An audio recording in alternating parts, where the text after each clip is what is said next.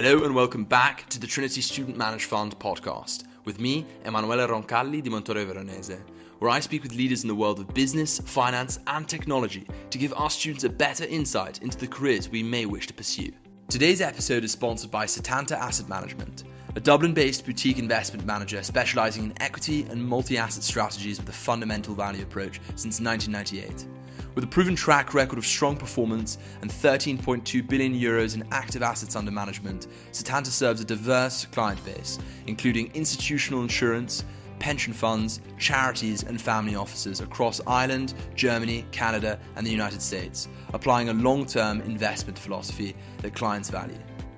Today, I speak with Gavin Yates and Hamza Lemssouguer of Arini.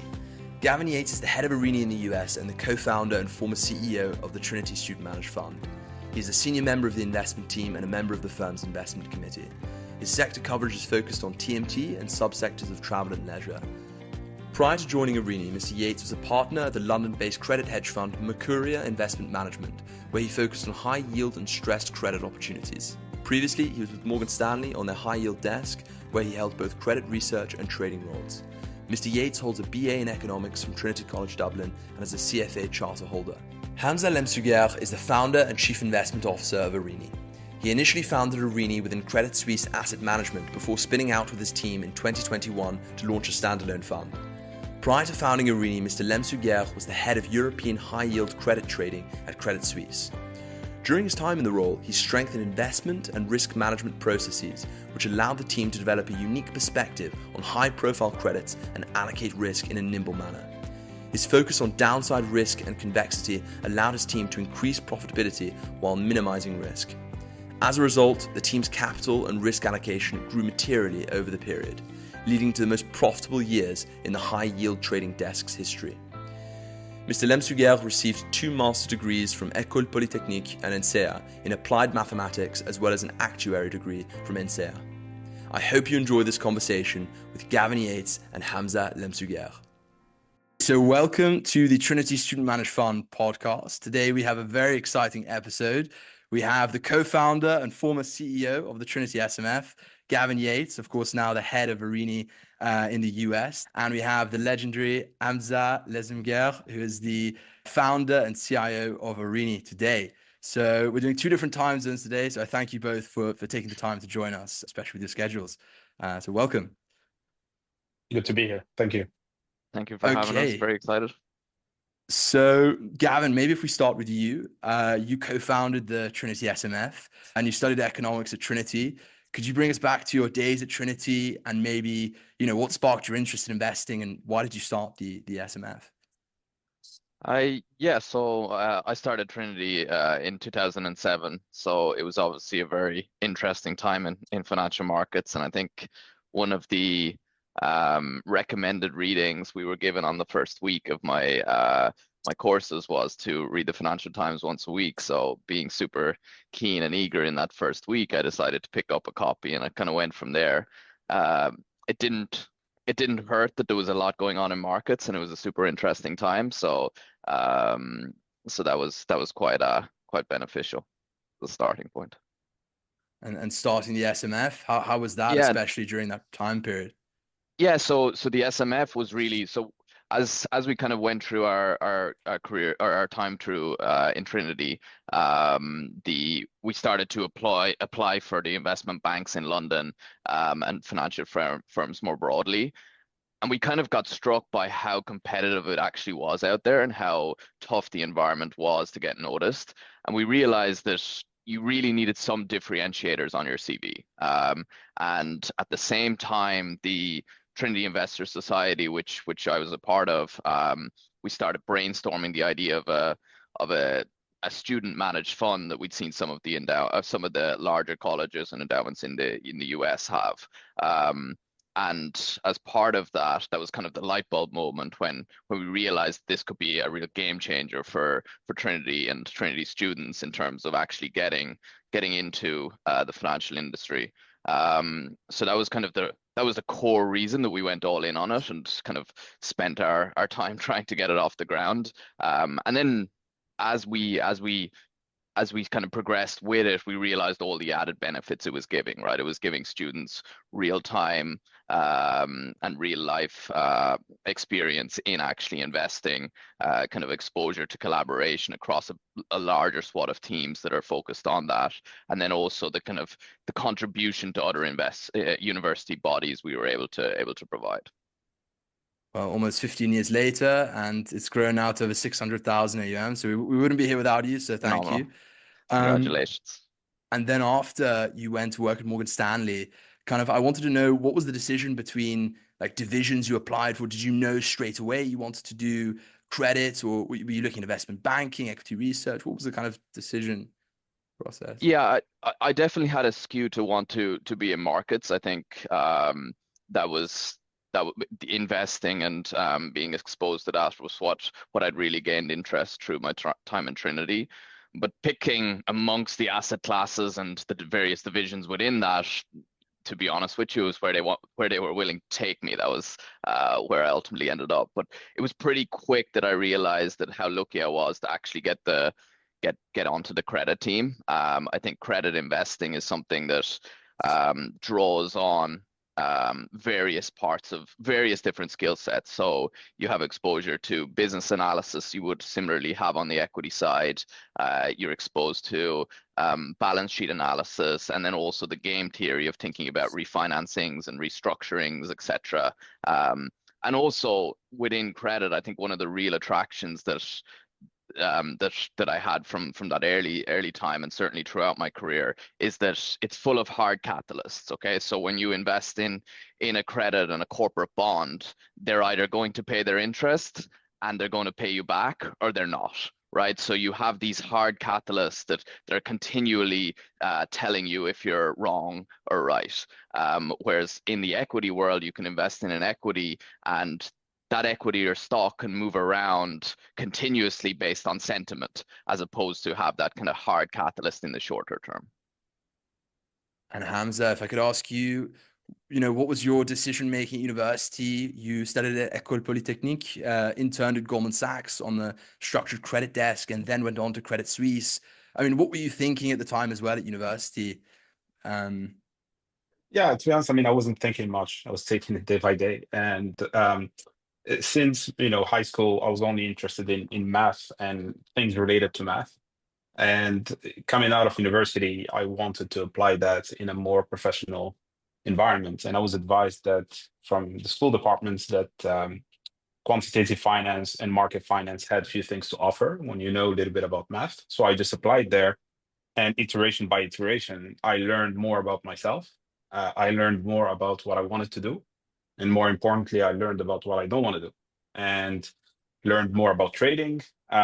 Was offered different things from interest rates, credits, asset-backed trading.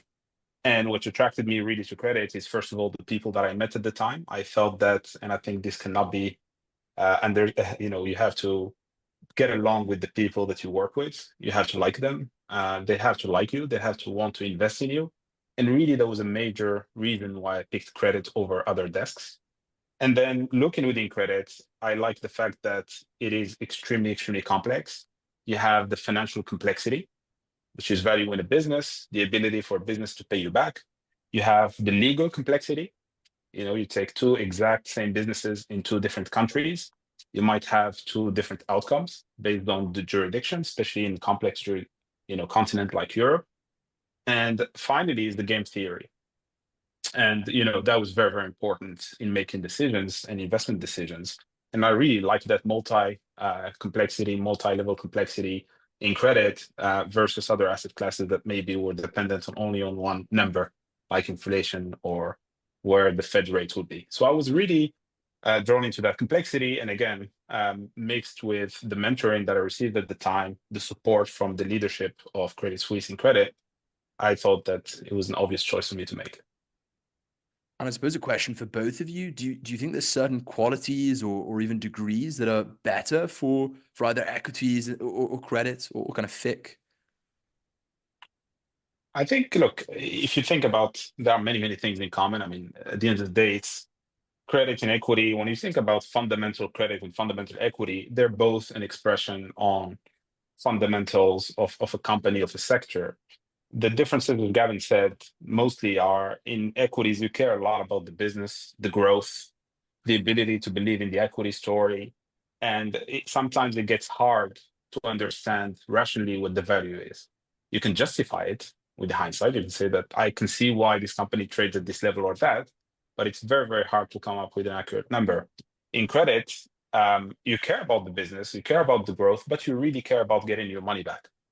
That's really what credit is about, is getting interest and your money back. And in that, you need to focus on the business, but not just the growth. Actually, you focus more on the stability of the business, on the predictability of the cash flows. Whereas in equity, sometimes predictability is not very good, because a very predictable cash flow also means sometimes that the growth prospects are very limited. So in credit, I think I always find that people that are very negative tend to end up in credit, and more optimistic people end up in equities. You have to believe in a growth story, and Gavin is laughing. You have to believe in a growth story in equities, whereas in credit, you have to really underwrite cash flow with a negative, pessimistic lens. And then you have to think about the legal structure a lot more. So think a lot more structuring, a lot more legal analysis, and less growth mindset. What about you, Gavin? I don't know what. Yeah, look, I think I'd echo those sentiments. I don't think there's a specific course or degree that lends itself directly to it. I think it's more the personality of the person. And I think somebody who is able to focus on kind of downside scenario analysis, etc., is probably going to be the person who succeeds. I will share Hamza's comments that negativity lends itself to credit well, but at the end of the day, we're optimists as people. We just like to invest with that downside mentality. It's also about thinking about how you make money from your investment.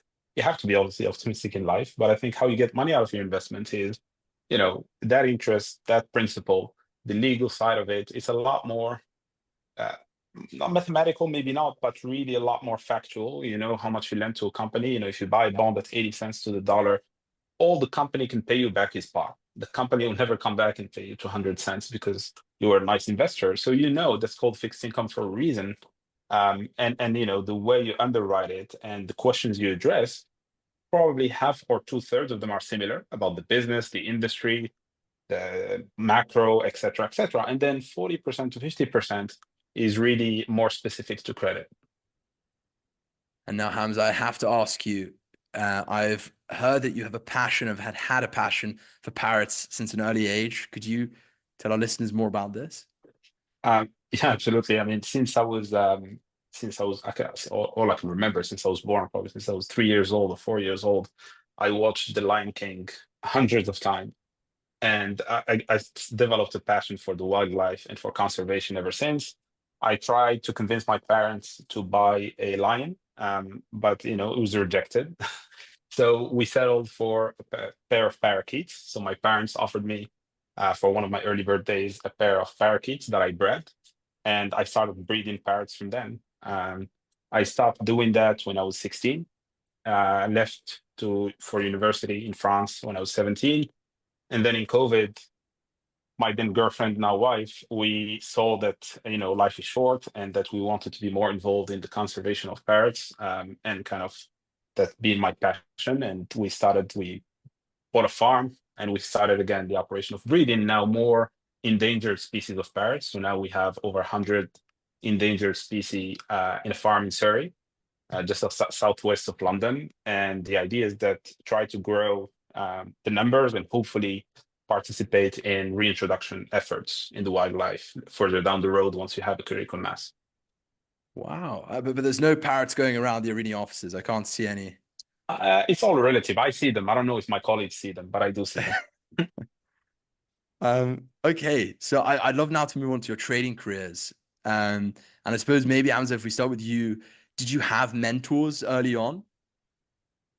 Yeah, I mean, of course. I think, first of all, what is mentor? To me, it's not just about work and helping you get an internship. It's really opening doors, but also inspiration. And that inspiration can be related to finance, but it also can be related to other things. I think I have to say, obviously, away from the love I received from both of my parents, and that really mentored me to become what I am today. My older brother helped me become more serious about finance. When I first sent my CV and cover letter, it was a few lines, and it was really interesting application. And when he saw that, he told me, that's not how you go about it. This is how you should think about it. People don't know you. You have to be very presentable, have to be very thoughtful. And I took it from there to meet other people. Credit Suisse senior management was very, very supportive, very helpful, gave me a lot of chances. There was an iterative process. And I think it is very hard to achieve good results in any industry, particularly in something like finance that is demanding, competitive, without some guidance. At the beginning, when you join a firm, when you're junior, you have very little to offer. All you have is, energy, hard work, but very little IP, very little decision making involved. So you need to be with people that see you as a long-term investment and that want to put the hours and help you learn and become a producer. And for you, Gavin? Yeah, I think I've been very fortunate to have had mentors throughout my life, and from a very early age, my parents, my family, and then since then, I've been very fortunate to have senior people around me, both at Morgan Stanley, at Makuria, and today at Arini, that I can learn from every day, right? And I think that's one of the key advantages of having mentors you trust and people who are willing to give you the time that you can continue to develop and evolve. And I think mentors can exist throughout your career from the start, and you can build those relationships day one, but they can be with you for decades. And are there any key lessons that have stood out from those early days, especially?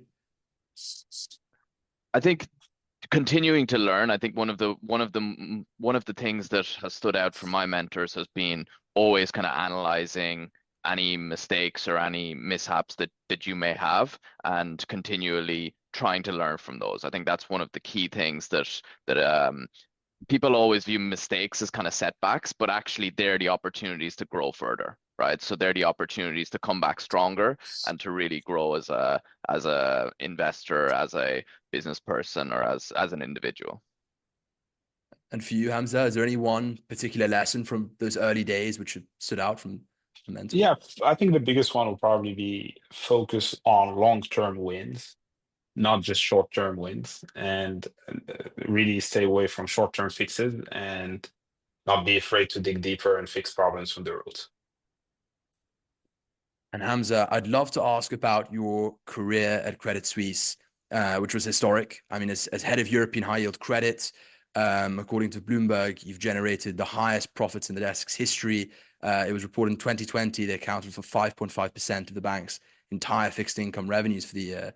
I'd love to get an insight into what those days at Credit Suisse were like, how you partnered with clients in terms of flow and ideas. Could you share some insight into what that was like? Well, one thing I can say is that being a final year university, you do know a lot more than many people I know in university. So congratulations for your curiosity and for knowing so much. In terms of Credit Suisse particularly, I joined as an intern, then a grad, and I joined the team that, again, I couldn't say it enough, helped me learn a lot in the beginning. I didn't have much of a credit experience before then. And the focus it was a time that was very interesting for the markets. Rates were starting to be zero, then negative in Europe, the quantitative easing, not much volatility. So all historical ways of making money had become much harder. And at the same time, regulation has made credit or many other principal activities a lot more expensive than before. Banks were requested or required to hold a lot more capital, equity capital, against activities that help them generate returns. And one of the, as a team, we thought about how we can make more money. We found new ways of making money. One of them was, if you wanted, the market is big enough, your clients or counterparts are not your competitors.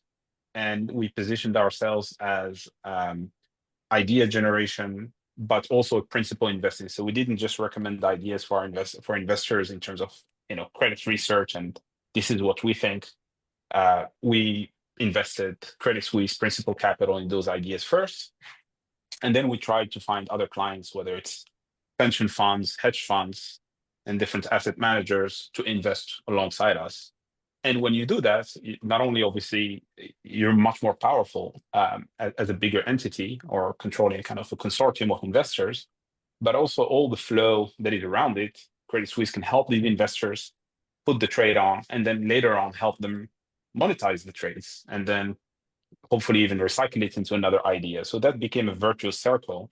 And trust gets a lot more success. Trust, in some initial good track record gets you more success, and that's how we managed to make the desk very successful in a relatively short order. And were there any other aspects you think that differentiated you from other traders on the desk? That's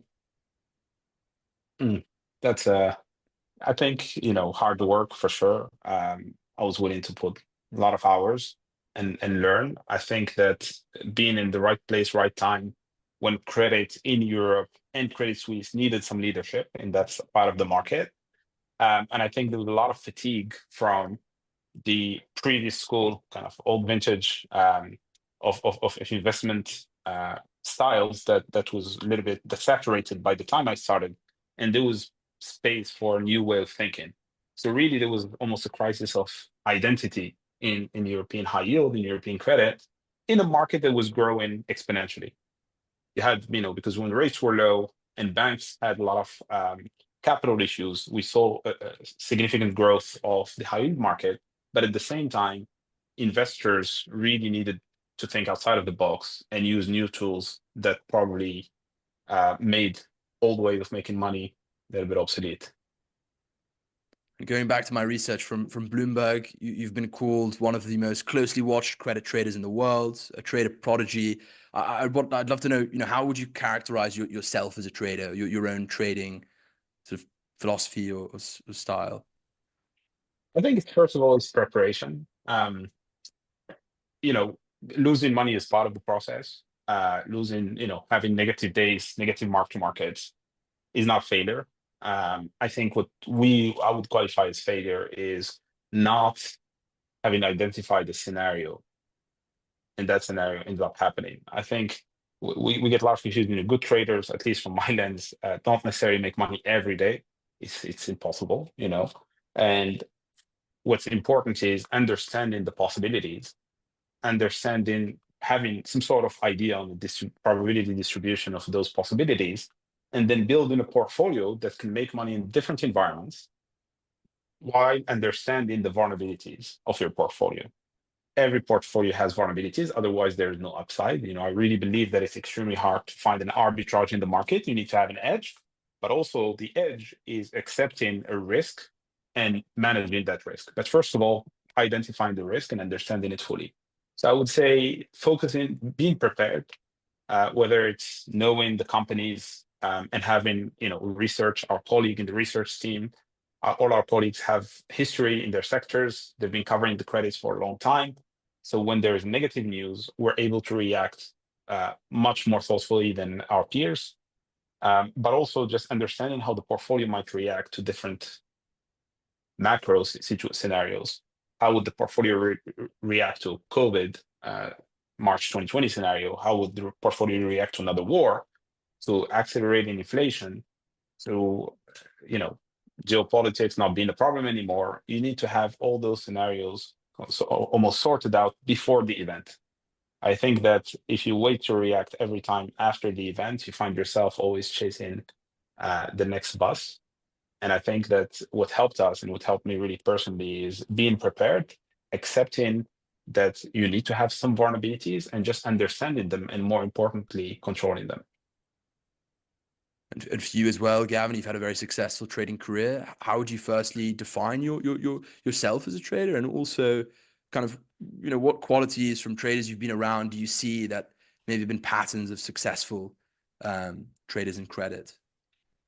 Yeah, so I think that final point you make is very important, right? So a trader in FX is not necessarily going to be a great trader in credit, right? I think there's a different skill sets that come across each asset class. I think in credit, and Hamza touched on this numerous times, it's understanding that downside case, right? And we spend a lot of time focused on that downside case, and that is well, how much can we actually lose if our worst case scenario plays out, right? And then what we spend a lot of time doing is it's not just the trading price, but like what has that meant for the business that we're actually analyzing? What has that meant for the negotiations that are ongoing on a refinancing or a restructuring? So putting all those together to actually formulate around that, and then sizing appropriately towards that, right? And then thinking about how much are we willing to lose as a portfolio or lose as a fund if that actually plays out. And then we can scenario, as we prepared for that day one, we're able to adjust and rethink that calibration as time goes on. And it allows us to kind of be more proactive and reactive to what the market is pricing in. I'd be curious to know what was COVID like? Maybe Gavin, we start with you. What was trading during COVID like? Look, I think COVID was a bizarre time. I think in credit, what you were able to get was the market suffers these liquidity events from time to time. COVID was certainly one of them, and we didn't know how earnings were going to look in companies over the next few years, and in certain sectors we didn't really know if they were ever going to come back. But there were specific pockets of the market that there was forced selling happening because of outflows, because of what was happening to bank balance sheets, etc. through that time, and you were able to pick up opportunities where you knew in almost all states of the world that you were going to get your money back. And those were kind of the fat pitches that came early. And then as time evolved and as more data points came out to how this world event was going to evolve, then you could start to reassess each part of the risk curve in terms of how those earning profiles could look over the coming years. And for you, Hamza, what are the big takeaways from COVID? And you mentioned kind of thinking about bigger macro events and risks. You know, what are the lessons we can learn from that experience, or from your experience? Yeah, I mean, it was first of all scary. It was an interesting time where everything was new, certainly to me as a person and to us as a team when we were back at Credit Suisse. From a financial perspective, it was the most profitable quarter in my career back at Credit Suisse. So I lived it from an interesting lens that my life outside work was miserable, but my life in work, was very good. Luckily, from the personal side, my girlfriend at the time and friends, we were able to live through that period. But work certainly was very exciting. It was surreal what was happening. Liquidity dried up from basic fixed income markets like treasuries. We're hearing comments from the rates desk saying that treasuries bid offer is starting to be quoted in points instead of basis points. And that was something new, and it trickled through. And March was a very long time. And again, it highlights that you cannot build a business on reaction. You cannot assume that the market will always be liquid. And I think that one of the danger of the academic side of finance is thinking that the world and security prices are normal distribution. They're not. They are probably normal distributions for 90% of the time, 95% of the time, but that's really 95% of the time, that shouldn't matter. What matters is that 5% tail and how bad it could be, and thinking about your portfolio and how it would react to the tail before it happens. So for us, it was certainly a very positive experience financially. We were able to monetize on some shorts we had. And we were then able, once you come into as Gavin said, the market suffers liquidation events every now and then. What's important is getting into them from a strong kind of with advantage, and you're able then to be aggressive and monetize on the dislocation. So certainly coming out of March, we're able to monetize on all our shorts, on all the portfolio construction that we had coming into it. Not that we expected COVID. I think that's what I'm trying to articulate is it's very hard to predict all that can happen. And I think, investing is not about knowing exactly what tomorrow is like, but knowing what could happen tomorrow. What is my edge in that market? So certainly for us, it's investing in credits, in bonds, in loans, in derivatives, in structured products that we think will make us money from what we paid for them. And then also you need to think about how will my portfolio react to another March 2020. Not that it's necessarily in the future going to be March 2020, but you have to have some imagination of what could happen and stretch it and stress test different things. And then have a portfolio that should survive the craziest scenario. And once that happens, we came out of it and bought a lot of discounted debt of good quality assets. And then the Fed came to the rescue after that. And touching more on this in terms of how you're thinking about a trade, how do you build conviction? I know there's different levels of conviction, conviction is high, medium, and so forth. But, maybe if we start with you, Hamza, how do you think about building conviction? Conviction is, I think conviction is, instinctively people think that conviction is the upside, but for us, it's downside. Conviction is how far are you from the downside? If you're certain or close to certain that you're buying a security below its downside recovery, then that's conviction for me. It's being able to see that I'm buying something below, close to the worst case scenario, not how much money it could make me. So the highest conviction trade are trades for us that we're near certain that we're not going to lose money from when we purchase it. And you develop it obviously through, again, fundamental analysis, legal analysis, and then some game theory. And then I think it doesn't really matter like what the base cases and the upside cases are, as long as they're all providing kind of a reasonable return, right? Like, let's say I analyze a TMT company and I start to discuss with Hamza, and we come up with 5 scenarios that might play out for this business. If we think in 4 of those we're going to make reasonable returns, and then in one of those scenarios we're lose a little bit or we can kind of get out okay, then that can be a very good investment. And which one of those scenarios we spend the majority of our time on, it's that downside and that negative scenario.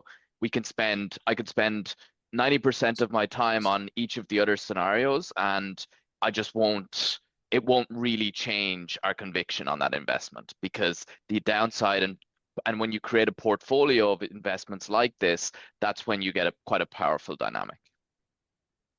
And Gavin, I'd love to ask, are there any times you've had conviction and it didn't always play out, the market had a different response? It would be great if you had a real life example, but you don't have to.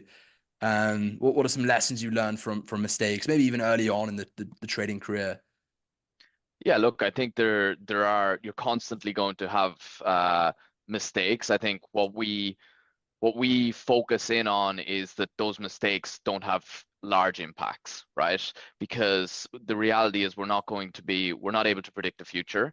We're not going to be able to forecast everything that's going to happen, but making sure that each of those individual mistakes don't actually impact the overall portfolio or even that individual investment, right? So if I'm getting things wrong in that individual investment, and let's say I'm incorrect that a company can refinance, like what are we doing to help that in the back end, right? Are we helping them reprofile their debt?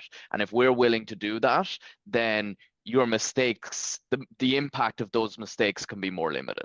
And that's the way we try and think about it. Mistake, and then being able to back that up behind and basically follow and kind of provide a solution ourselves. Right. And Hamza, for you? I think what Gavin said is absolutely on point. What's important is not getting everything right, but surviving with your downside and having a diversified portfolio such that a bad day for a position doesn't mean a bad day for the firm. And I think what helps us in credit is, again, the maturity, is the fact that there is a forced catalyst that sometimes, and to the point, you ask if market was priced something differently to what we thought, mark to market is different to ultimate loss. When you invest in credit, you have 2 risks. First of all, you buy a security, you buy a bond, the price might change. There is a market, it might go up, might go down for the following weeks after you purchase, but ultimately there is a maturity. Ultimately, there is interest payment dates.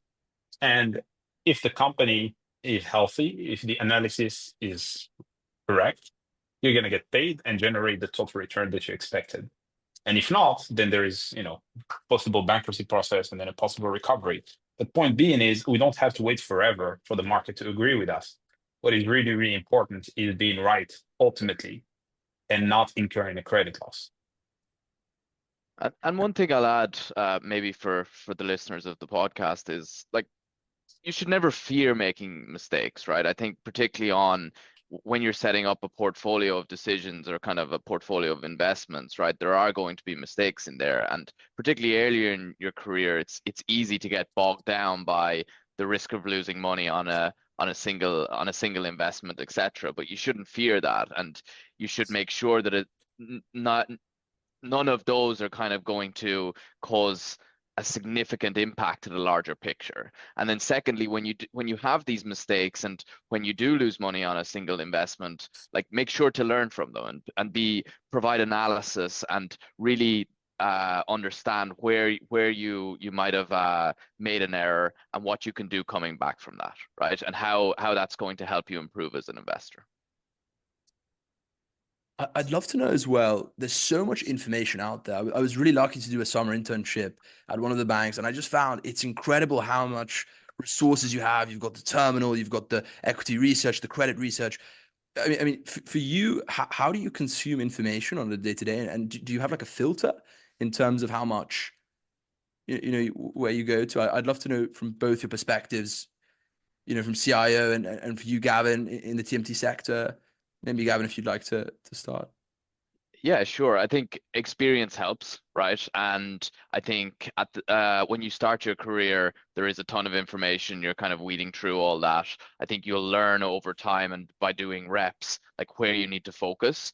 And then when the more you start to understand specific investments, specific parts of the market, then you're able to naturally filter out what are the key drivers, right? And finding out what the key drivers of a sector, what the key drivers of a specific investment are, you can filter through the volume of information that's coming at you much easier, because a lot of it is going to be noise, right? And you need to, it's a skill set to actually be able to filter out when there's actually signal versus that noise. And I think by doing the early stage analysis, when you enter an investment, by doing the early stage analysis, figuring out what really matters to actually that working out or to that not working out, and then it's much easier to deal with that flow of information coming at you day to day then. And for you, Hamza, when you've got fantastic traders and even salespeople messaging on IB, how are you sort of going through that, and what gets your attention if I'm pitching you? I remember my first day having Bloomberg terminal probably 12 years ago. I had a headache. I needed to take paracetamol or already halfway through the day, because the amount of information you get is, if you think you need everything, and when you start, you really think you need to digest everything, where the oil futures are and gas and orange juice in what country, but actually very little matter every day. And I think part of the skill, and what Gavin alluded to, is the ability to filter out facts from the noise, and the ability to understand what matters to me today and for the future, for a position, for the portfolio, and understand what makes the portfolio move here and there. And that changes. And we see it in the market. Sometimes, geopolitics are all that the market's obsessed about. Sometimes the COVID vaccine was everything the market was obsessed about. Sometimes it's the gas supply into Europe was all the market's obsessed about. So from a macro perspective, there's always one or few, a very small number of macro indicators that drive the moves of everything else. And then from a fundamental perspective, or more bottom up, each position would have different drivers and KPIs, and having a kind of focused fundamental team is very important, because one single person cannot keep on top of everything that's happening for all the positions at all times. And that's why for us, that sector model where we have 20 plus investment analysts focused on different sectors is really important, because they can then dig deeper, talk to experts, track KPIs, whether it's cost, whether it's parking lots, whether it's a commodity, and understand with that, how can these moves on a day-to-day basis impact the ultimate recovery of a security. Now, I'd love to talk about markets, but before we do, on the idea of consumption of information, what's one book you would recommend to everyone at university today, or one book even non-finance related, which you would recommend? Yeah, sure. Look, I think everybody, there are the classics, and I think many of them will be mentioned on this forum and other forums. I've read most of them. I think they're all useful. I think the one thing I'd remind people that when you're reading them is take what you have learned before those you're reading these books, and apply and think about how it can evolve your viewpoint of the world, because each one of them is going to be incremental, and none of them are going to suit every individual, but each of them have some wisdom that can be learned. I think one that I will mention is probably less discussed, is a book called Engines That Move Markets. And this is a book by Alistair Narn, which goes through big technology changes through time and the investment cycles around them. So it discusses things like railroads, internet, the telephone, and how people invested around them, both losing and making money. Hamza, for you, what's the secret sauce, the secret book? I'm probably the worst person to ask on that. I'm not a very good reader, as Gavin is laughing again. But I think what really when I'm reading, or actually I listen to a lot of books and podcasts, I'm looking for inspiration, and I find biographies are extremely helpful there. So something like How to Invest, David Rubenstein's book, series of interviews with industry leaders.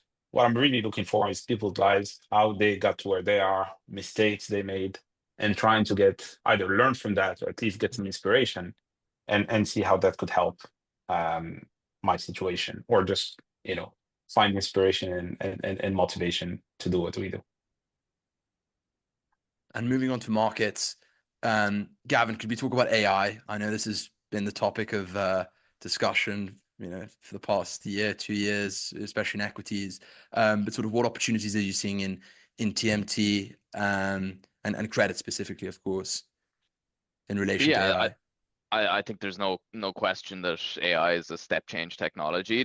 I think we're in the early innings of understanding what it can actually do. I think investing in credit around AI is very different to thinking about investing in equity for AI,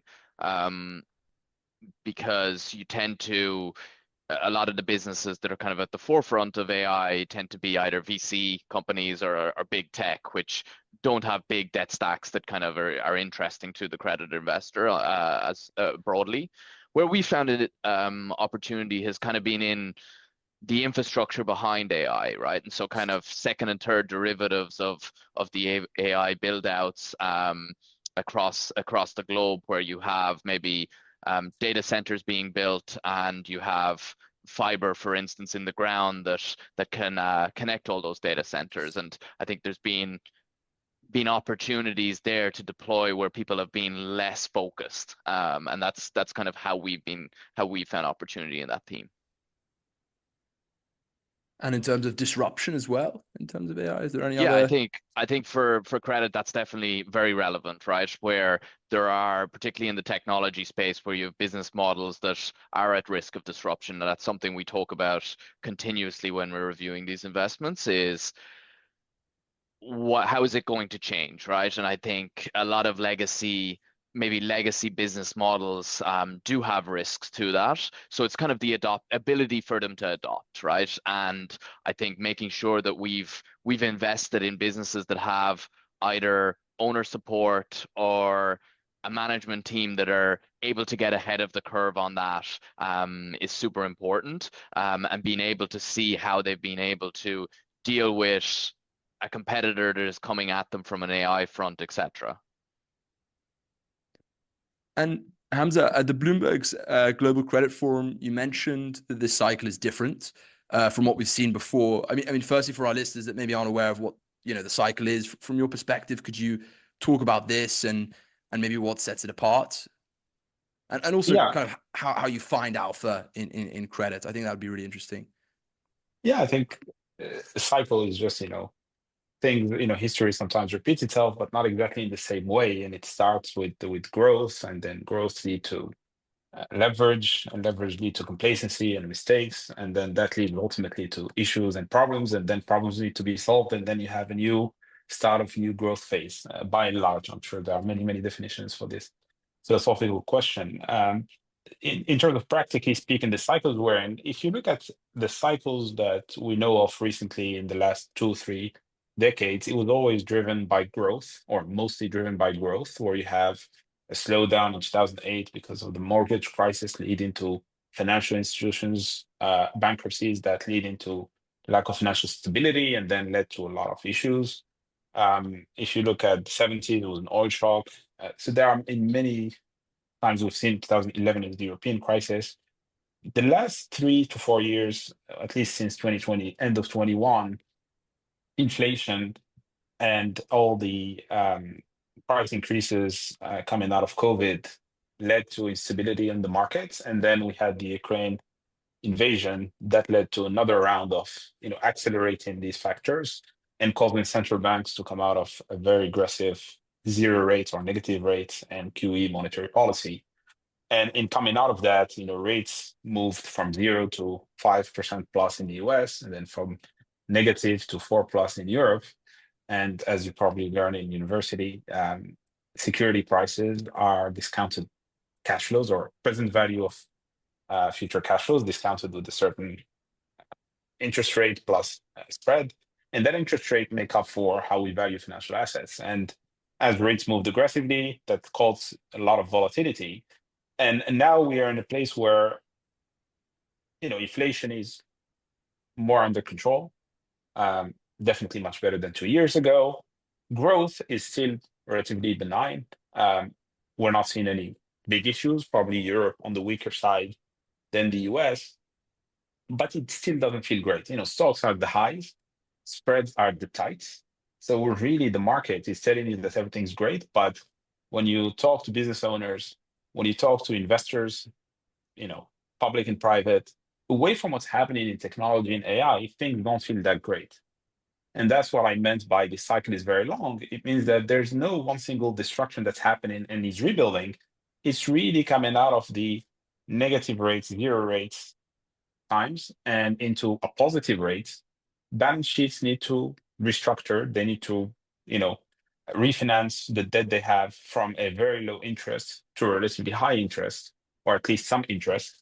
And in doing that, the cash flow that usually was made available for investing, for acquisitions, for distribution to the shareholder would have to be diverted to pay the debt. And that exercise takes time because companies, when rates moved from 0 to 5 plus in the US, the market expected the end of the world. But one thing that was overlooked is that companies, most of the time, they have a fixed rate instrument. And until they have to refinance it, they don't see the impact of higher rates. We are now going through these exercises of refinancing. Companies are now refinancing their coupons and the interest that they used to pay on the debt they issued.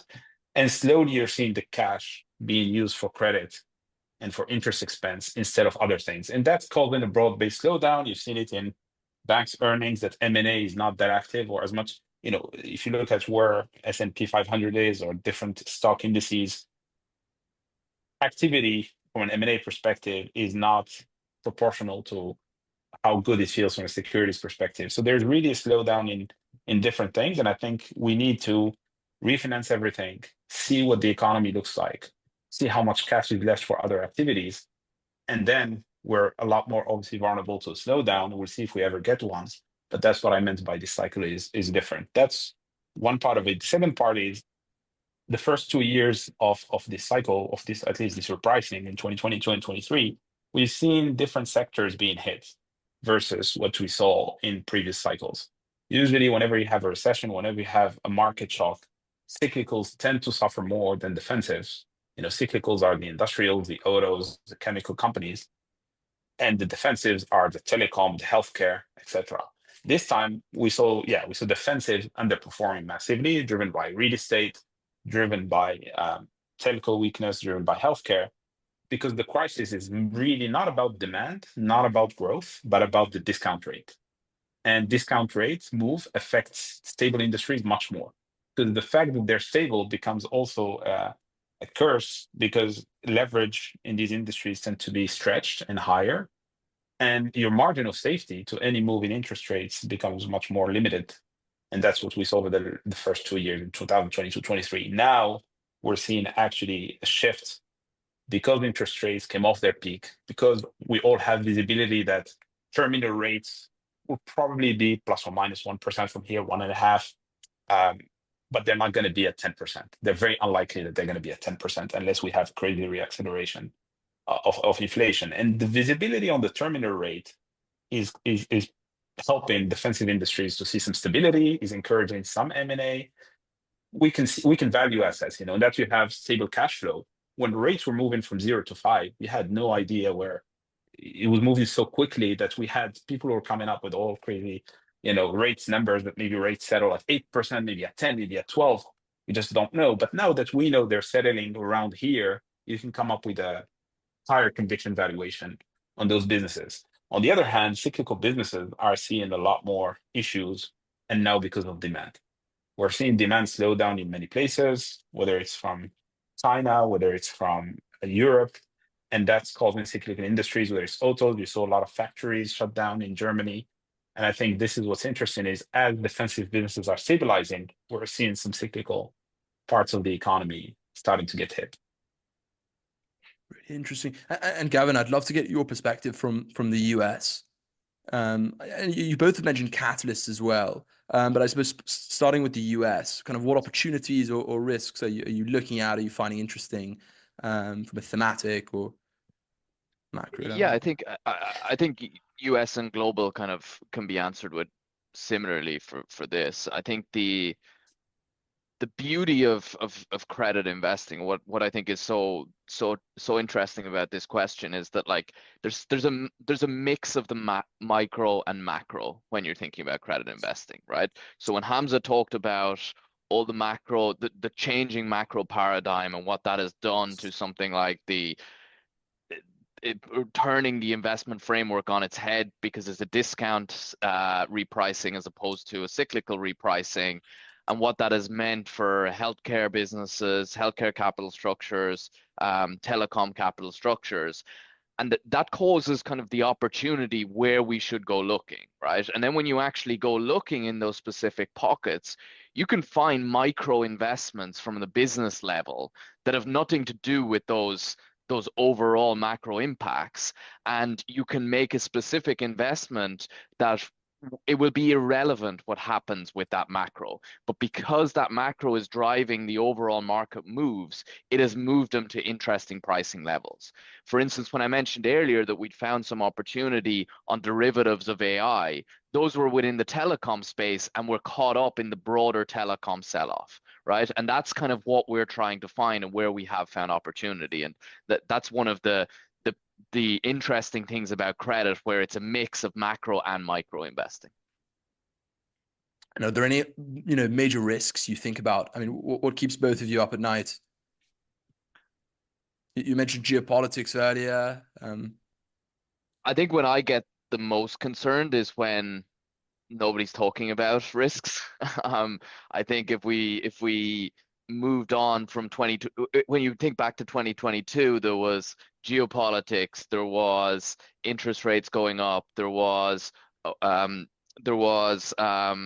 consumer weakness, etc. Some of those have subsided that people are talking about less. So and pricing in the market has also moved along with that change in sentiment. That's when we should get a little bit more nervous around what people are actually pricing into the market and the ability for us to be negatively surprised. Now that won't change our underwriting or kind of investment approach, but that will mean that we're conscious that the market is not thinking about those downsides.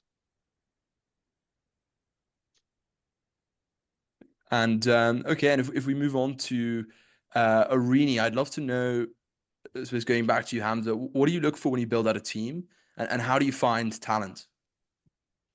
The most important thing in hiring for me is intellectual honesty. And what we do is not very easy. It's a challenge. Every day you're out there competing, working hard, trying to filter out the facts and the noise, but you can't do it alone. Our model is we're not sitting here deciding where all prices should be tomorrow, but we're a big team. We have sector expertise, we have products expertise, we have portfolio construction expertise, and we rely on each other to make decisions. We rely on each other to succeed. And what you really don't want to have is that you're fighting, trying to find alpha and triple guessing your colleagues. And triple guessing, those are the hardest situations where I don't have time to go through models and then identify if the numbers have been really thought about and if the analyst was intellectually honest and if they were not looking for shortcuts. So having that trust in place, at least, in good faith, it is extremely important and it is a prerequisite for us to succeed. That's why our team initially came out of Credit Suisse. One, I thought that they were the most talented in the industry, but also having that history is very, very important. So it's not just an objective, I think this analyst is better than this one, but having a history, knowing your colleagues' biases, knowing how they work in different scenarios and how they succeed is extremely important. And also what's their probably blind spot, because we all have blind spots. And what's important, just like a team, a good cyclical analyst is not necessarily going to be a good telecom analyst.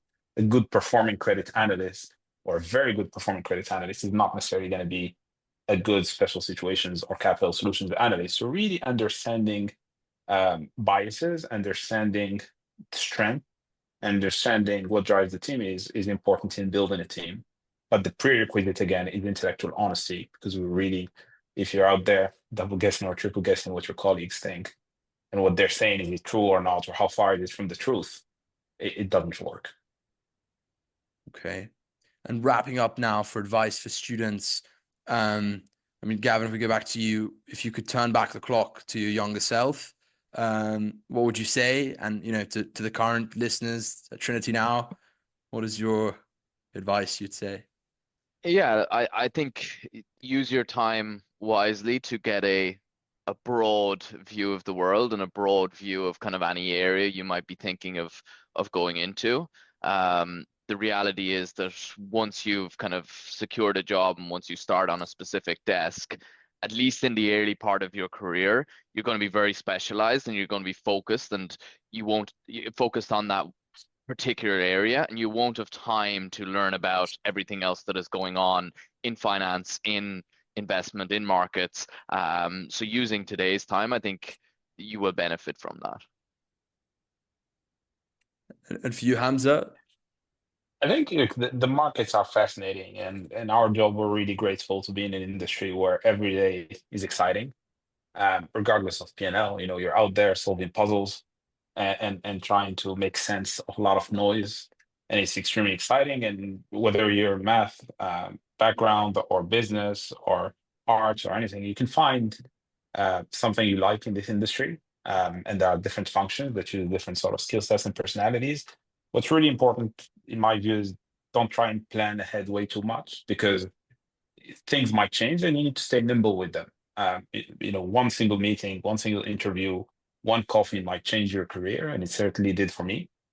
So stay nimble, readjust your expectations and your thinking, and go with the flow in a way. And don't think about the desks too much or the names, the banks, funds. What really matters is the people you surround yourself with, and being with people that want to invest in you long term and make you a professional that adds value to the industry as a whole. Okay. And final advice now. I know that we're going on time, but final advice for the Trinity Student Managed Fund from two very successful investors. Gavin, co-founder, advice for the IC. Look, I think you guys have managed to get it to over 500,000 of AUM, so I'm not sure you need our advice. But I think one thing that I will say is that there will be good years and bad years. That's the nature of investing.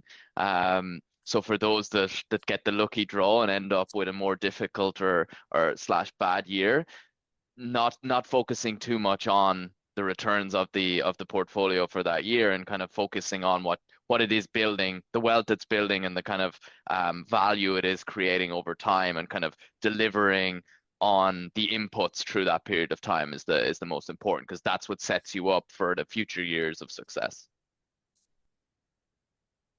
Maybe one day we'll have a fixed income, a credit trading team at the SMF down the line. We'll send our CVs across. Okay, well, look, thank you so much. I have so much more I would love to ask and talk about, but you've been so generous with your time, both of you. So, Gavin, Hamza, thank you so much for taking the time to come on the Trinity Student Managed Fund podcast. Thank you for having us. All the best. Thank you. You have been listening to the Trinity SMF podcast.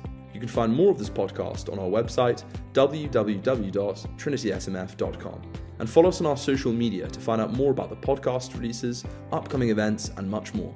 Thank you again for listening, and stay tuned.